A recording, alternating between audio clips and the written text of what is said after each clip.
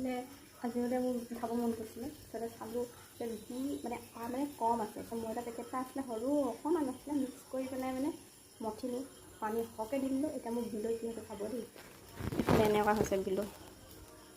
এই মানে কোনো পধ্যে মানে লাডুৱে হ'ব বিচৰা নাই, আকৌ বেলনাই বেলিব পাৰিম। বেলনা বেলিছিলোঁ চব কি অৱস্থা হয়। এতিয়া মানে মই এইকেইখন এতিয়া ভাবিব আপুনি এইকেইখন মই কেনেকৈ কৰিলোঁ। এইখন মই হাতে এনেকৈ টানি এনেকৈ মানে গোল কৰিছোঁ, বহল কৰিছোঁ। আৰু এইফালে চাওক, মই বাৰু বেলিলে ৰুটিবোৰ গোল হয় বাৰু, এইটো কথা মই নোকোৱাকৈ নাথাকোঁ। এইফালে এখন মানে টানি এনেকৈ বনাইছোঁ। এখন সৰু হৈ থাকিলে কি ক'ম আৰু, এনেকৈয়ে খাম মই আজি, মানে খাইহে চাব দেই। এনেকৈ মানে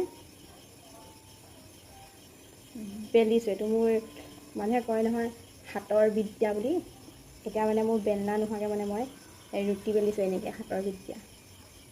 কি কৰিব, আটাও নাই। এতিয়া দোকানলৈ গৈ মোৰ আটা আনিবলৈ সময় নাই। ডিউটিৰ পৰা আহি পাইছিলোঁহে, ইমান মানে জ্বৰ, গাটো আকৌ জ্বৰ উঠি আছে, ইমান বেজি দি ভাল পাইছিলোঁ। মোৰ মানে কি হয় নাজানো, মোৰ এই জ্বৰটো এৰে এই উঠে, এই জ্বৰ হয় এই উঠে, মানে এৰে।